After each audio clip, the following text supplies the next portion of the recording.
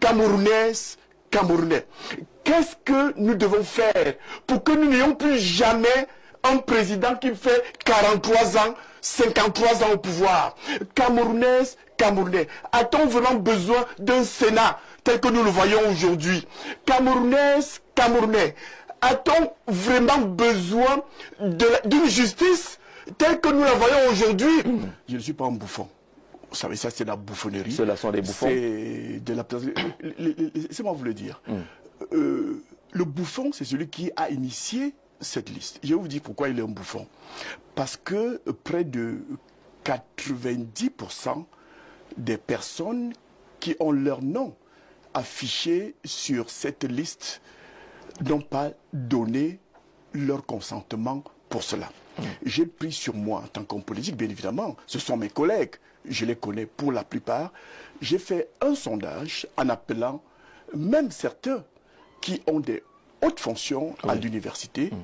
Et quand je leur parle de ça, ils se mettent à rire. Vous comprenez que c'est la bouffonnerie qui a été organisée, bien évidemment, par un universitaire, ou alors 2 ou 3 universitaires qui veulent... Cette opération est conduite, je vais prendre sur moi, par le professeur Jean Gatsi, et la liste en question, on retrouve même les noms de certains qui sont décédés. C'est la preuve que c'est une bouffonnerie, c'est indigne d'un enseignant d'université. Bon, je ne sais pas le nom, je n'ai pas de preuves que ce soit lui, mais une chose est vraie, c'est que j'ai vu le nom de celui que vous venez de citer, comme j'ai vu le nom des universitaires, entre autres le chancelier des ordres académiques, ce qui laisse comprendre qu'étant un des turiféraires du régime et l'un des soutiens inconditionnels du président Paul Biya, il fait partie de l'organisation de ce que je considère comme étant une bouffonnerie. Mais alors, oui. Ce qui est gênant... Justement, qu'est-ce qui vous gêne dans cette affaire? Ce qui est plus gênant dans cette affaire,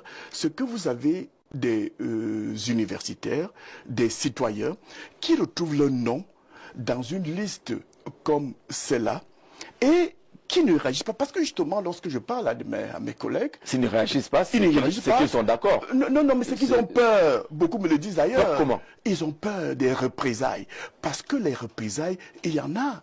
Lorsque on se rend compte que vous n'êtes pas un soutien au régime, ou alors que vous vous opposez simplement au régime, eh bien, il y a des représailles qui ne disent pas leur nom. Vous allez voir votre carrière qui va commencer à battre de l'aile, vous serez barré de la liste de ceux-là qui sont appelés à être... Vous voulez dire que vous avez des collègues universitaires qui ne peuvent pas assumer leur position parce qu'ils veulent protéger leur carrière. Et je dis que c'est très gênant. Eh bien, je me pose bien la question, comment est-ce que quelqu'un qui a réussi à faire un doctorat, vous savez ce que c'est qu'un doctorat? Lorsqu'on fait un doctorat, on doit avoir du respect, celui qui a atteint un niveau de responsabilité. À faire un doctorat, ce n'est pas forcément un problème d'intelligence, mais c'est une question de responsabilité. On peut s'assumer seul, parce que lorsqu'on fait un doctorat, on est tout seul face au monde. Même votre directeur, il n'est pas avec vous tout le temps. Vous avez devant vous, vous avez avec vous un sujet de réflexion que le voisin ne connaît même pas. Vous n'avez plus de camarades du tout. Vous êtes seul face à votre destin. Et vous bravez une étape aussi importante de la vie. Mais au-delà, vous réussissez à être recruté à l'université, ce qui n'est pas chose facile parce que on suppose que ce sont les plus méritants qui accèdent à ce haut temple du savoir. Vous avez réussi à braver parfois des grades de recruter. Vous devenez assistant. Assistant, vous passez au grade de chargé de cours. Ça veut dire que vous avez fait des efforts, vous avez travaillé. Vous êtes seul face à votre destin. Vous passez du grade de table qu'ils entrent dans ce que vous appelez. Quelqu'un se met à avoir peur du monde, se met à avoir peur d'un autre être humain, comme lui fut-il président de la République, ne puisse pas contester le fait que son nom ait été utilisé par des... Et sur moi j'ai envie de sortir, mais comme sont des collègues, avec le respect, le minimum de respect que je leur dois. Mais il y a quand même des dizaines de noms sur cette liste-là. Mais je vous dis que des dizaines de peureux. Et puis je vais vous dire, j'étais dans mon parcours politique, je suis passé par le RDPC. Et je sais comment se font les motions de soutien. Pour l'université, puisque nous en parlons, il suffit que le chancelier des ordres universitaires demande aux scolarités de lui envoyer les listes des anciens des universités. On procède à un petit toilettage, évidemment. Lorsqu'on voit un Koumvondo, on se dit, ah, celui-là, il a une grande gueule. Si son nom peut apparaître, d'ailleurs, il est déjà opposé au régime. On va barrer son nom. On va nettoyer en estipant simplement les suspects. Ils ont ça comme ça. Et puis on balance la liste en se disant que, oh, c'est poltron. Personne ne va réagir. D'ailleurs, au sein du RDP, son enfant grandir, c'est comme ça que ça se passe. Même les motions de oui. soutien que vous entendez claironner à longueur d'année à la suite de certains événements, ou lorsqu'il n'y a pas d'événement appelant à ce genre d'attitude ou d'activité. Mais on découvre ceux qui appellent au soutien d'un candidat, ceux qui font des motions de soutien, du moins, qui voient le nom, ils découvrent le nom dans les journaux en même temps que vous. Mais ils ne s'opposent pas parce qu'ils ont peur. Ils paniquent. Ils ont peur des représailles. Ils ont peur, comme vous l'avez si bien dit, en langage bien camerounais, ils veulent voir les enfants grandir. C'est pour vous dire, vous voyez, lorsque vous voyez la vidéo de torture de Longuet, vous entendez, c'est très profond ce qu'il dit. Mais vous me torturez. J'ai souvent chanté pour Paul Biya, non? Mais vous me torturez. J'ai souvent chanté pour Chantal Biya. Ça veut dire que même si les artistes qui chantent pour Paul Biya, pour Chantal Biya, vous comprenez? J'ai pas envie d'aller plus loin que ça. Qu'est-ce qui vous gêne particulièrement? C'est parce que ces universitaires soutiennent Paul Biya. S'ils avaient soutenu un candidat autre que Paul Biya, est-ce que ça vous aurait gêné de la même manière? S'ils avaient soutenu par exemple le professeur Kamto ou même le professeur Kouvondon. Ils sont libres de leur engagement politique. Oui. D'ailleurs, j'invite les universitaires à s'engager sur le plan politique, comme moi. J'en suis l'exemple vivant. Parce qu'un universitaire, c'est un leader d'opinion, un leader de la pensée, un leader de l'intelligence. Et le monde doit être gouverné par les leaders, par l'élite. Et la première élite, elle se retrouve à l'université. À l'université, on est censé trouver ceux-là qui montrent le chemin aux autres. Mais lorsqu'ils se mettent en retrait, ceux qui ont les noms sur les listes d'appel à candidature, ils ne sont engagés nulle part. Je vis dans ce monde-là. Lorsque j'appelle un de mes collègues en l'évitant, prêchant pour ma propre chapelle, je l'ai vu de parti univers, il me dit non, moi je ne suis pas politique. Dis-moi comment une université peut être politique? Il doit avoir une pensée politique, puisque la politique, c'est tout ce que nous faisons tous les jours. C'est la gestion des affaires de la cité. Comment expliquer qu'un leader social puisse vous dire qu'il ne fait pas de la politique? Non, on doit la faire. Parce que c'est une affaire de gestion et de la cité. Et la cité doit être gérée par les intelligences que semblent incarner, ou du moins que sont censés incarner les universitaires. Mais ce qui est curieux, c'est que vous rencontrez un universitaire qui vous dit qu'il ne fait pas de politique. Je peux vous dire, certains ne sont pas inscrits sur les listes électorales. Ils disent qu'ils ne sont pas engagés. Ils ne veulent rien faire. Mais à se demander ce qu'ils font dans l'université. C'est parce que c'est à l'université qu'on est appelé à travailler pour changer le monde. Peut-être parce qu'ils interprètent à leur manière l'école aux écoliers, la politique aux policiers. Peut-être qu'ils interprètent ça à leur manière. Non, mais je ne partage pas cette façon de voir les choses. On apprend à l'école, tout est appris à l'école. On apprend tout à l'école. On apprend à faire la politique. Moi, j'ai appris à faire la politique à l'école primaire déjà, je me battais pour les chefs de classe et ça passait par des élections.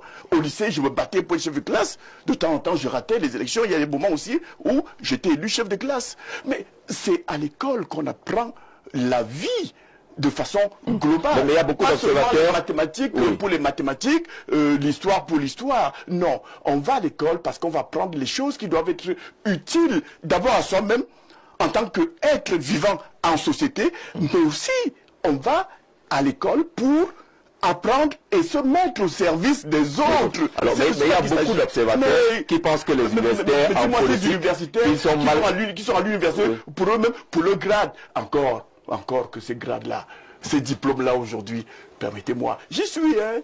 Vous savez de quoi vous parlez. Je sais de quoi je parle. Alors, il y a quand même des observateurs qui disent que les universitaires ne s'en sortent pas beaucoup en politique et ils disent même que le politique a fini par déshabiller beaucoup d'universitaires. Est-ce que vous faites le même constat? L'universitaire est d'abord un penseur. L'engagement politique ne se limite pas seulement à être au-devant de la scène comme candidat à l'élection présidentielle, à l'élection municipale, législative, et que sais-je encore. L'engagement politique, c'est aussi parfois être en retrait pour apporter la lumière à celui qui est dans le feu de l'action. C'est un engagement. Vous voyez, c'est gênant de parler de soi. Je suis un universitaire. Et vous voyez mon parcours politique. Élection présidentielle, qu'est-ce que je fais? Je me mets en retrait et je travaille derrière un candidat. J'ai une pensée politique. D'ailleurs, avant l'émission, je vous ai invité à aller consulter la pensée politique du parti Univers à travers son site internet. Il y a une pensée politique. Et nous invitons les uns et les autres à aller s'abreuver là-bas pour savoir ce que pense le parti Univers. D'ailleurs, il faut dire, tout à l'heure, je crois que nous en parlerons, le candidat Kéré Mouna, nous en avons discuté, il a apporté du sien en termes de pensée politique. Le parti Univers qui va l'adouber pour l'élection présidentielle, qui va porter sur le plan juridique sa candidature, même s'il faut le dire. C'est une candidature qui est portée par une coalition de partis politiques. On va arriver justement à cette candidature d'Akéré Mouna. C'est pour revenir à l'intellectuel. L'intellectuel, quel que soit son secteur d'activité, de réflexion, de recherche, parce qu'on fait d'abord de la recherche, quel que soit le domaine dans lequel il se trouve, il doit se poser une question. Qu'est-ce que j'ai apporté à ma société? D'ailleurs, parmi les missions de l'universitaire, il y a la recherche, il faut aller chercher la vérité, il faut aller chercher à changer le monde, s'interroger pourquoi les choses vont si mal, pourquoi il y a la boue à Yaoundé, pourquoi il y a la poussière à Yaoundé, pourquoi il y a la poubelle à Yaoundé, réfléchir et partager le fruit de ces réflexions. C'est ce qu'on appelle l'enseignement. Je cherche, j'enseigne. Mais il y a un autre volet qu'on semble parfois oublier des missions d'universitaires, c'est l'appui au développement. Et cet appui au développement, on peut le faire dans le domaine de la politique. On vit appui au développement. On est spécialiste des sciences politiques, on apporte son appui au développement. On peut être spécialiste de l'histoire, de la géographie. On peut être spécialiste des mathématiques et on s'interroge. On apporte son appui au développement. En quoi les mathématiques dans lesquelles je fais des recherches, en quoi les mathématiques que j'enseigne peuvent être utiles au développement de ma société. Voilà les missions de l'université. Mais ces universitaires qui sont en retrait, à la recherche des diplômes, à la recherche des postes de responsabilité, des postes administratifs, mais pour moi c'est une aberration. Faut-il vous dire que moi je pose par exemple. Depuis bientôt 10 ans, j'ai abandonné un poste bidon de chef de la cellule spéciale de contrôle avec le directeur. Ça relève de l'université. Ça relève de l'université. Vous savez, des professeurs titulaires à l'université qui se retrouvent en train de chercher les postes de chef de bureau, de chef de service. Non, les postes qui devaient revenir aux universitaires, à l'université, sont connus. On est recteur, on est vice-recteur, on est chef d'établissement ou adjoint, on est chef de département, on est chef de laboratoire. C'est quoi cette affaire d'universitaire qu'on retrouve chargé de la scolarité? Mais mon Dieu, il y a des administrateurs scolaires universitaires qui doivent occuper des postes de ce type-là. Un universitaire, s'il n'a pas de poste administratif comme ce que je viens de citer, mais il se concentre à la recherche, à l'enseignement, à l'appui au développement. Donc honte! J'ai envie de dire ça comme ça, à ces universitaires qui courent après des postes de chef de service au ministère. Alors, on ne vous sent pas, vous les universitaires, on ne vous sent pas très solidaires. Mais attendez, vous parlez de pas très solidaires, les universitaires. Pourquoi il n'y en a pas? C'est moi que vous parlez de solidarité. Moi, je suis au Couvendon. Pourquoi ils ne sont peut-être pas derrière Couvendon? Pourquoi on ne voit pas? Je vous ai dit que c'est parce qu'ils ont un regroupement d'universitaires pour parler politique, pour proposer politique avec la science que vous maîtrisez. En vous disant qu'ils ont peur. Ils courent après des postes de chef de bureau, de chef de service. Il ne viendra pas au parti Univers. Tout simplement parce que si on le voit avec ce qu'on appelle l'opposant, il comprend qu'il n'aura plus jamais de carrière administrative. Je dis souvent à certains, si vous voulez faire de l'administration, vous voulez être administratif, mais pourquoi êtes-vous venu à l'université? Il lui fallut aller à l'école où on forme ceux qui sont chargés d'administrer des choses dans des administrations publiques. Pourquoi devenir docteur, chercher à être maître de conférence, professeur, pour se retrouver à un minable poste de chef de service?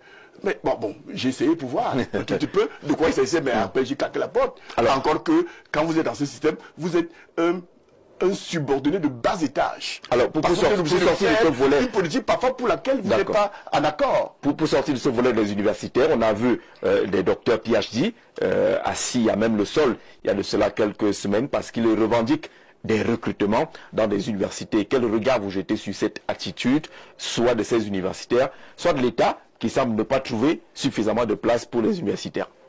Lorsque je vois ça, j'ai envie de vous dire mon sentiment profond, j'ai honte d'être universitaire.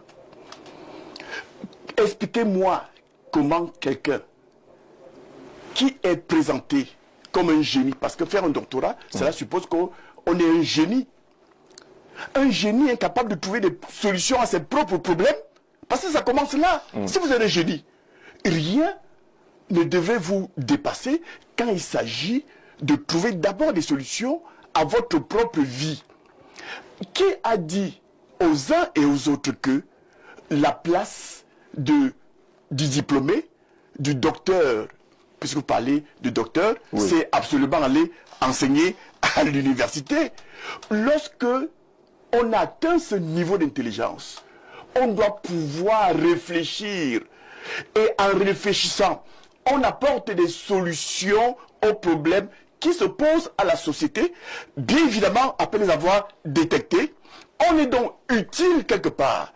Il suffit donc d'utiliser son savoir, son intelligence et mettre tout cela sur la table, sur cette table où on offre des services à la société et la société vous donnera la contrepartie qui vous permettra de vivre. Et cela ne se passe pas seulement à l'université. Au contraire, c'est plutôt l'université qui devait courir après un docteur pour lui dire de grâce, on a besoin intelligence, on n'a plus besoin. Et l'université docteur devrait, pour dire un langage camerounais, devrait crâner en disant attendez-moi après-demain. Mais ça veut dire que vous comprenez pourquoi ces universités tambourinent sur l'État. Ces universités couchées à même le sol. J'ai envie de me poser la question comment ils ont fait pour être docteur. Mais mon Dieu, c'est à temps qu'ils tapent sur les doigts de l'État en disant que l'État affiche son incapacité à les recruter. L'État est-il le seul employeur dans ce monde? Non. L'État a-t-il vocation absolument à employer des intelligences de ce niveau-là? Non. Lorsqu'on a une intelligence de ce niveau-là, on doit pouvoir voler de ses propres ailes. Et je pense que si des docteurs sont incapables de voler de leurs propres ailes, il faut s'interroger sur le doctorat qu'ils ont. Vous savez qu'ils sont nombreux dans ces pays qui ont des papiers sur lesquels il est inscrit doctorat. Je ne parle pas seulement de doctorat. Je parle aussi de la licence, je parle du baccalauréat, je parle des masters et consorts. Des masters. Vous avez parfois quelqu'un qui vous dit qu'il a un master. Il est incapable de tenir un raisonnement cohérent. Il est capable parfois en français ou en anglais de former une phrase sujet, verbe, complément. Et puis vous vous demandez, mais celui-là... Bon, évidemment, nous sommes Camerounais, nous savons très bien comment les diplômes s'obtiennent aujourd'hui. Et même, je vais vous dire, l'université aujourd'hui, les recrutements. Je regarde du côté de l'université et j'ai envie de vous dire quelque chose pour que vous compreniez de quoi il s'agit. Au dernier recrutement, vous savez, à l'université, c'est nous qui recrutons nos collègues. Voilà. Au dernier recrutement, à l'université de Ngaoundé, je cite le nom de l'université. Oui. À la faculté de sciences juridiques et politiques, au département de droit privé. Je suis enseignant au département de droit privé. Il y a près de 15 candidats au recrutement pour une place au département de droit privé.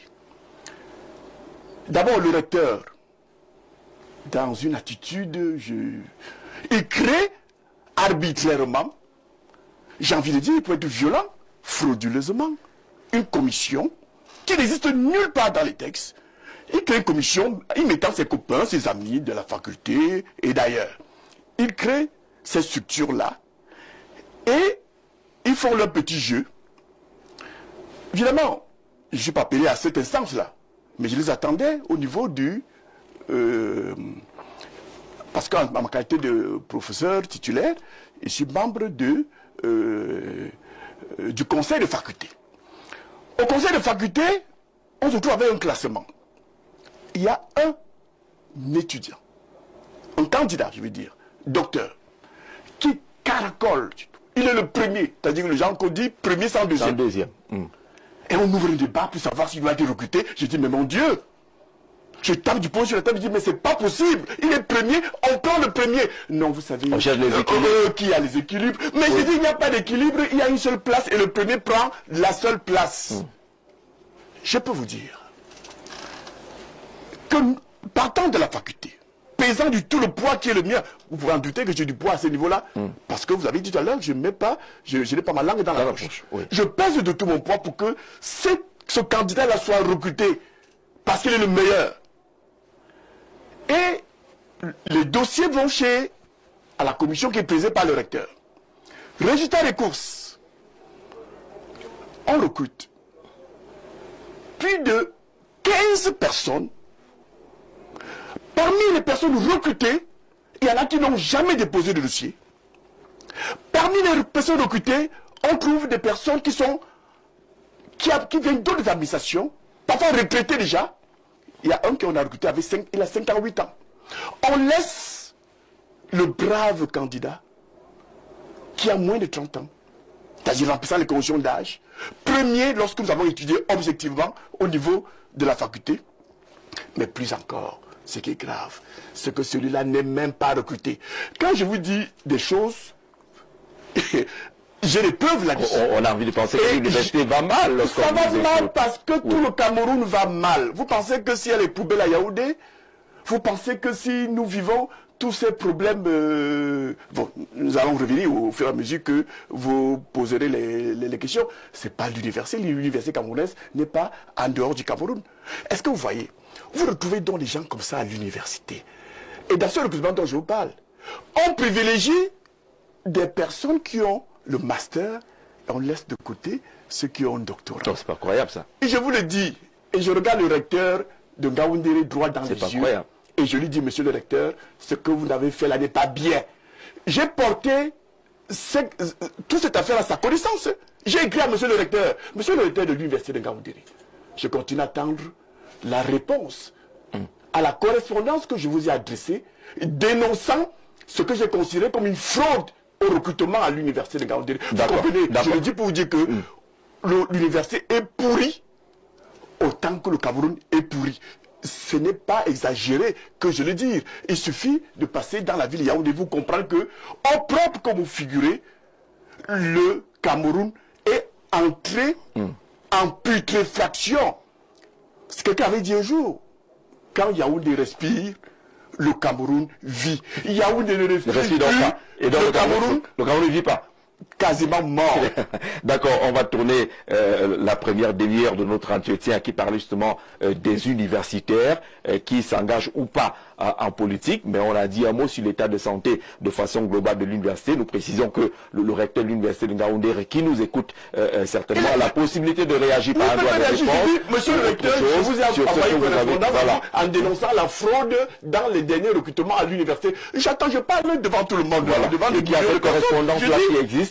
Une réponse est attendue. Vous avez la possibilité. Et la réponse du ministre de l'enseignement supérieur, parce que la copie de cette lettre a été adressée à Famille Dongo. Je lui ai remis cette correspondance à main propre. Je vous le dis, mais je ne parle pas avec de l'eau dans la bouche. Monsieur Famille Dongo, monsieur le ministre, au lieu de faire des appels à candidature, j'attends aussi que vous réagissez face à la correspondance que je vous ai adressée, dénonçant la fraude dans le recrutement à l'université. Et ce n'était pas la première fois. Je suis à l'université depuis bientôt 30 ans.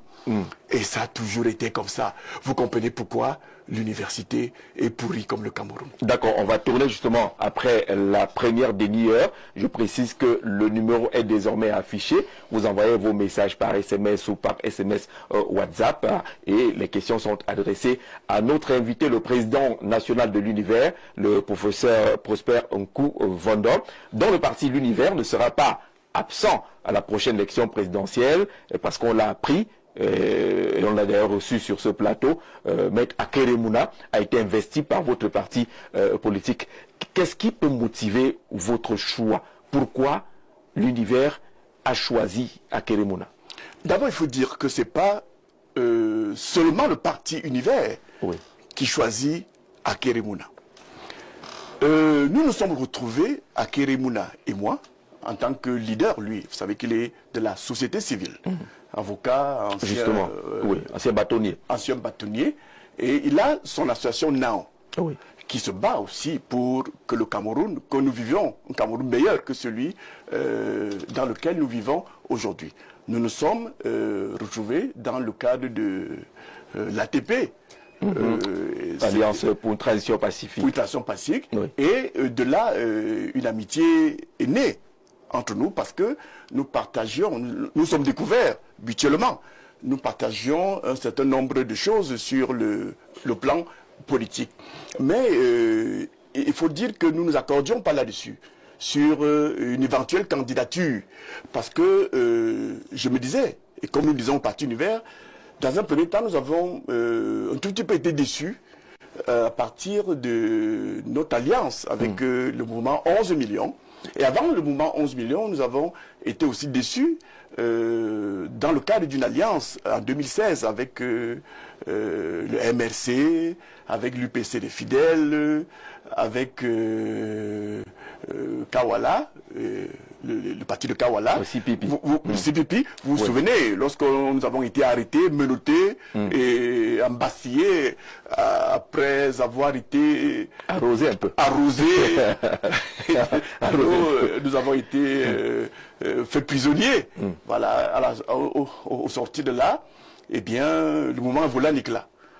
Avec le parti, avec le mouvement 11 millions, le projet que nous avions, qui est un projet qui ne se limitait pas à l'élection présidentielle. C'était un projet politique qui devait s'étendre sur 10, 15, 20 ans. Nous avons été déçus. Donc il y avait cette réserve du parti Univers pour s'engager dans une autre coalition. C'est vrai, il faut bien qu'on le dise. Lorsque nous nous engageons avec l'ATP, il n'est pas question d'élection présidentielle. Il s'agit de penser un projet de transition politique parce que le Cameroun en a besoin. Que les Camerounais puissent... Justement, il y a eu ce débat sur la transition. On n'a pas toujours bien cerné pourquoi vous parlez de transition. Et nous continuons d'ailleurs à en parler avec Mouna. Qu'est-ce qui imposerait une transition dans le cadre de la transition politique au Cameroun? Mais alors, le mot transition semble faire peur aux uns et aux autres parce qu'en Afrique, on a souvent connu ce nom parce qu'il est utilisé très souvent à la suite des coups d'État, de renversement des régimes. Mais le mot transition, il faut le prendre dans son sens tel qu'il est défini dans le dictionnaire. La transition. Je suis en transit. Lorsque vous allez, par exemple, au Canada, il peut vous arriver de transiter par Paris. Il y a une transition.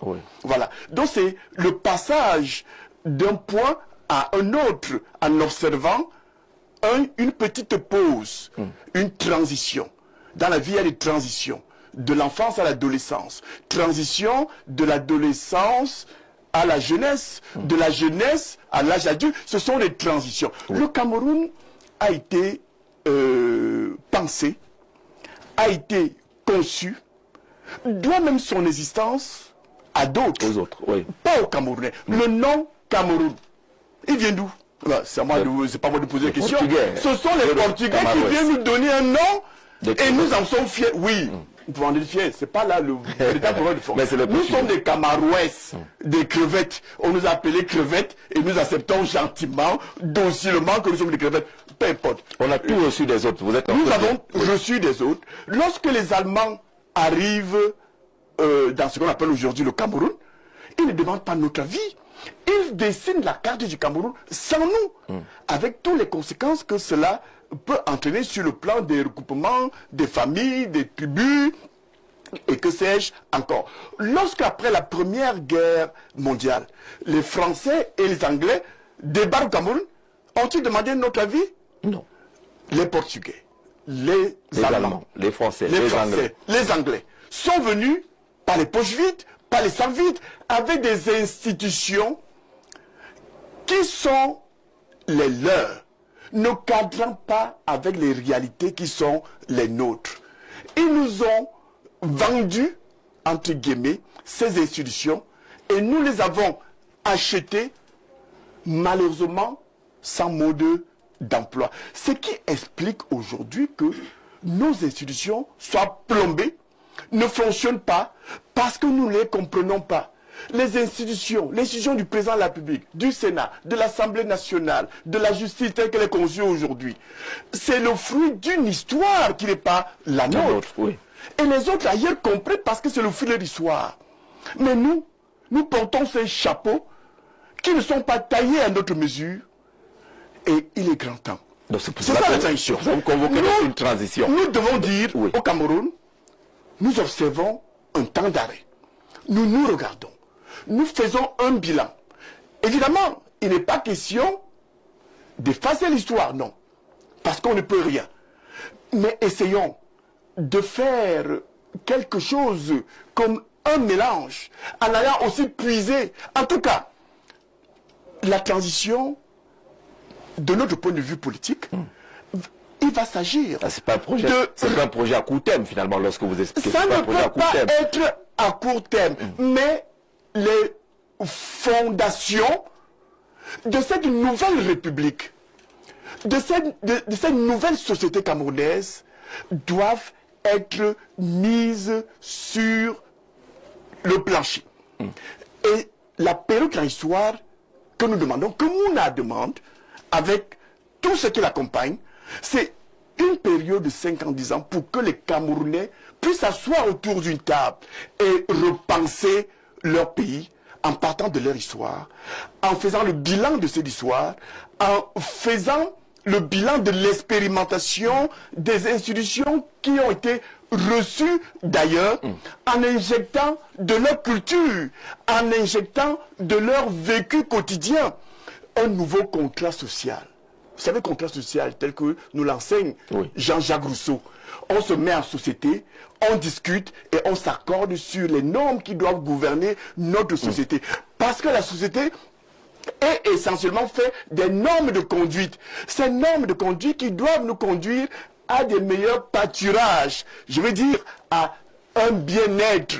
Mais dites-moi, quand vous voyez les institutions qui sont les nôtres, pensons-nous un seul instant que ces institutions nous conduisent à un meilleur être? Mais la question est là. Lorsque vous présentez devant les Camerounais aujourd'hui qui ont des problèmes existentiels, qui manquent de tout ce qui est basique, vous leur rappelez que oui, il faut d'abord repartir, rebâtir, reconstruire une véritable refondation. Si on s'en tient à votre discours, cette transition-là, ils veulent des réponses. Oui, ils veulent des réponses. Je veux bien. Mais que les Camerounais ne demandent pas en convendeur à Kérémouna et tous ceux qui nous accompagnent dans ce projet de venir soigner les symptômes. Nous sommes venus, nous viendrons là pour opérer. Et lorsqu'on opère, qu'est-ce qu'on fait? Voyez-vous, sur le plan anthropologique, sur le plan humain, qu'est-ce que vous faites? Je ne vous en parle pas, je vais répondre. Quand je tombe malade, le Cameroun est malade, nous allons en parler. Il est même moribond. Qu'est-ce qu'on fait? On arrête un tout petit peu ces activités, n'est-ce pas? On va se faire hospitaliser et on se fait soigner, on se fait opérer pour revenir prendre ces activités étant bien évidemment en forme. Mais pendant qu'on est à l'hôpital, on continue à manger, la famille continue à vivre. Cela signifie simplement que pendant la période transitoire, nous allons repenser les institutions, mais pendant ce temps, celles qui sont là, dans la mesure où elles peuvent continuer à régir la vie en société, continuons à gouverner la vie des Camerounais. Le soleil, pendant la transition, le soleil continuera à se lever tous les jours à l'est et continuera à se coucher alors faisons un schéma. C'est-à-dire que de penser le Cameroun, avec les Camerounais, c'est pas une attitude dictatoriale qu'on va l'adopter. Nous appelons les Camerounais. Nous leur disons, il y a la guerre dans le Nozo. Ensemble, trouvons des solutions. Nous appellerons tous ceux qui sont au Cameroun et à l'étranger. Ceux qui ont des armes, nous allons les appeler. Oui. Ceux qui sont tapis à l'extérieur, nous allons les appeler. Mouna va les appeler. Il va leur dire, mes frères, le sang des Camerounais a déjà trop coulé. Nous comprenons votre problème. Vous avez des problèmes comme tous les autres Camerounais. Ce n'est pas parce que les autres Camerounais n'ont pas pris les armes. Non, les Camerounais ont des problèmes partout. Les Yaoundéens auraient pu aussi prendre les armes parce qu'il y a des poubelles à Yaoundé. Parce qu'ils sont dans un mal-être. Mais nous allons appeler tous les Camerounais, du nord au sud, de l'est à l'ouest, sur une table. La période transitoire ne nous amènera qu'à des modérateurs camerounais. Qu'est-ce que nous faisons pour que la guerre prenne feu dans le Nozo? Camerounaises, Camerounais, qu'est-ce que nous devons faire pour que nous n'ayons plus jamais un président qui fait 43 ans, 50